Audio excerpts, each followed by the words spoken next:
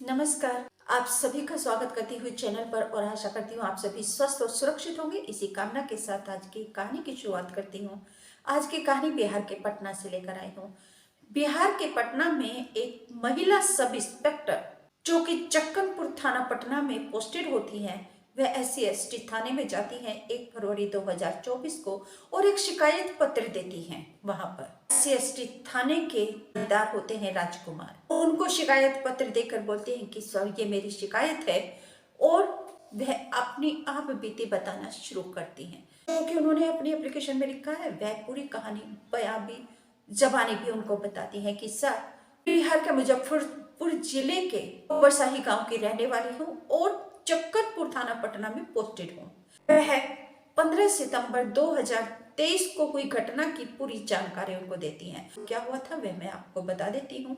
15 सितंबर थाने में जब थाने इंचार्ज आते हैं सुदामा कुमार, महिला सब इंस्पेक्टर अमिता उनके चेयर के पास जाकर खड़ी हो जाती है। उनको देखकर थाने इंचार्ज उससे भी बोलते हैं कि यहाँ कैसे खड़ी हो, क्यों आई हो मेरे पास। महिला दरोगा बोलती है कि सर अब मैं आपके अत्याचार सहने में असमर्थ, मुझे प्रताड़ित करना बंद कीजिए। इस पर थाना इंचार्ज अब बबूला हो जाते हैं और महिला दरोगा को गालियां देना शुरू कर देते हैं। 5 गालियां जैसे ही वो निकालते हैं, महिला दरोगा शांत खड़ी हो जाती है, जाती नहीं है, परंतु वहीं पर वह खड़ी रहती है। जैसे ही दरोगा चुप होते हैं तो महिला सब इंस्पेक्टर फिर से बोलना शुरू कर देती है, और इस बार जो बोलती है वह उसने तो थाने इंचार्ज को 7वें आसमान पर पहुंचा दिया। उनका गुस्सा पारा इतना बढ़ गया कि आगे जो हुआ उसकी कल्पना महिला दरोगा अमिता ने नहीं की थी।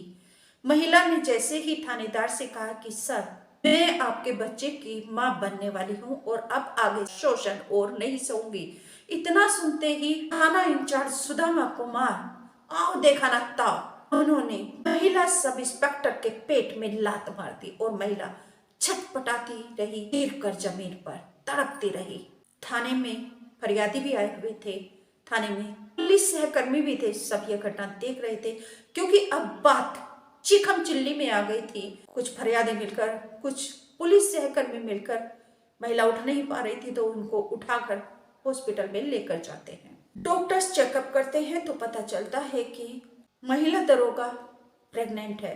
प्रेग्नेंट की बात अभी तक थाने में किसी को नहीं पता थी, ये सिर्फ उन दोनों के बीच में ही पता थी, थाना इंचार्ज और महिला सब इंस्पेक्टर के बीच में। हाँ, लड़ाई हो रही है दोनों में, बस इतना फरियादियों को और पुलिस सहकर्मियों को पता था, लेकिन किस बात पर हो रही है ये उनको नहीं पता थी। लेकिन अब पता चल गई डॉक्टर्स को, उनको पता चली कि जो थाना इंचार्ज है वह यौन शोषण कर रहे हैं महिला दरोगा का। 3 लोगों के बीच में बात आ गई। अब तक 2 में थी, डॉक्टर सहित पीड़िता, आरोपी और डॉक्टर्स।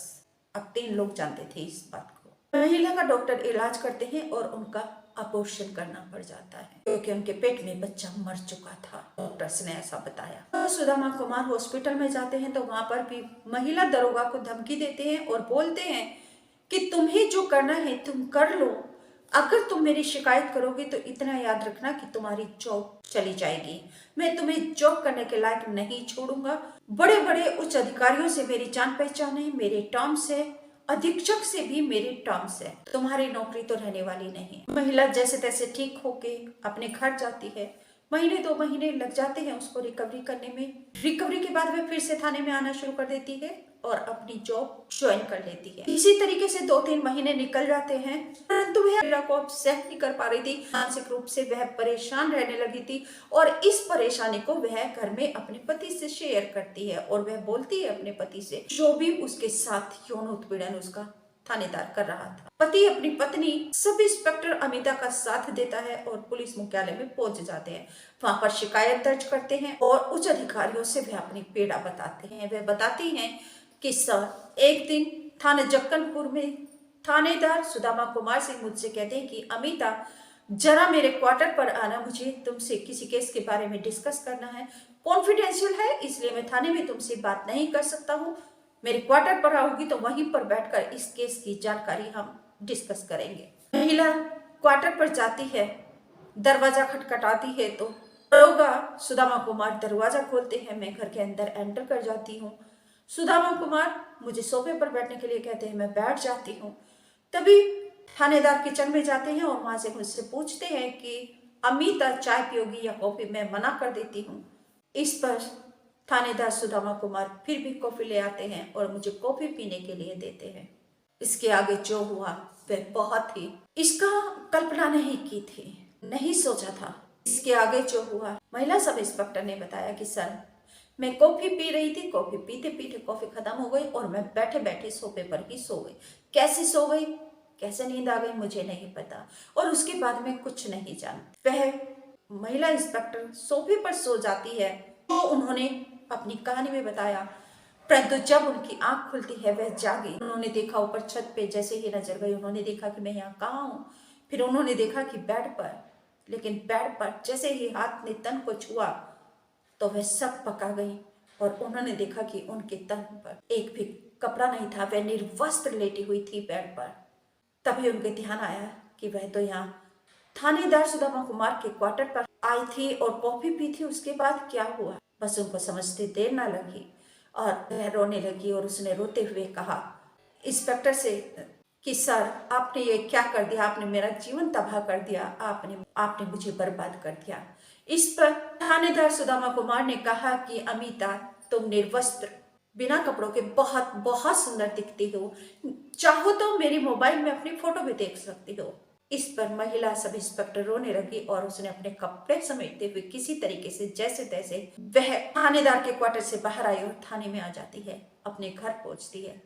इसके बाद तो जैसे ये रोज का सिलसिला हो गया था, क्योंकि थानेदार सुदामा कुमार ब्लैकमेल करने लगा था। उसके न्यूड फोटो बनाकर उसको ब्लैकमेल के जरिए रोज रोज जब मन करता अपने क्वार्टर पर बुलाता और उसका यौन शोषण करता। मानसिक और शारीरिक उत्पीड़न सहते सहते मैं इतनी टूट गई कि मुझ में बोलने का साहस नहीं था, क्योंकि मुझे धमकी दी थी कि मैं तुम्हें मार भी सकता हूँ, तुम्हारे परिवार को भी कुछ भी कर सकता हूँ और तुम्हारी नौकरी तो चली ही जाएगी। खैर, लेकिन सर, मैं अपने परिवार के लिए मैं ये सब सहती रही, लेकिन मुझसे ये सब नहीं सहा गया, क्योंकि ऐसा ही सब यौन उत्पीड़न सहते सहते मैं एक प्रेग्नेंट हो गई। और इसी खबर को 15 सितंबर 2023 को जब मैंने थानेदार सुदामा कुमार से मैंने बताया, तब वह और भी आग बबूला हो गया और 7वें आसमान पर उनका गुस्सा हो गया और उन्होंने मुझे गर्भावस्था में मेरे पेट में लात मारी, जिससे मैं छटपटाती हुई जमीन पर गिर पड़ी और जैसे तैसे फरियादी और पुलिस सहकर्मी मुझे हॉस्पिटल लेकर आए, जहां पर डॉक्टर ने बताया कि मेरे पेट में बच्चा मर चुका था। उन्होंने मेरा अबॉर्शन किया। 2-3 महीने के बाद जैसे ही मैं रिकवर किया, मैं थाने में आई तो इन्होंने फिर से मेरा यौन शोषण करना शुरू कर दिया।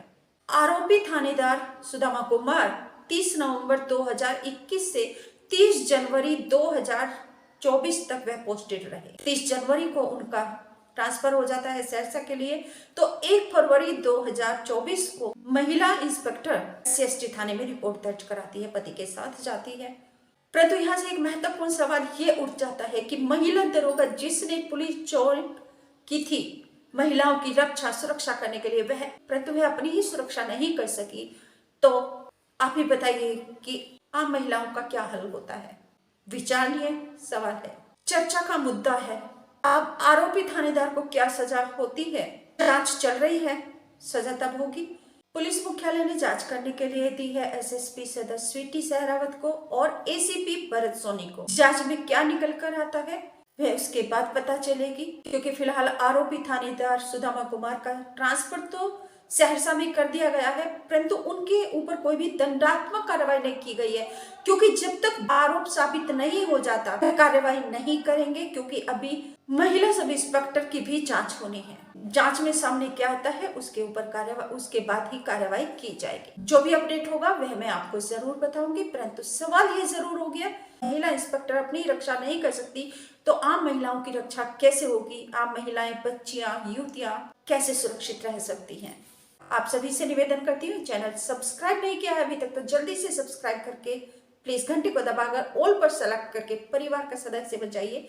आपका स्वागत करती हूँ और आपसे सुझाव आमंत्रित करती हूँ। प्लीज अपने सुझाव मुझे जरूर दीजिए, मेरे मार्गदर्शक बनिए। मैं आगे बढ़ने के लिए आपके प्रेरणात्मक कमेंट का इंतजार कर रही हूँ। नमस्कार, थैंक यू।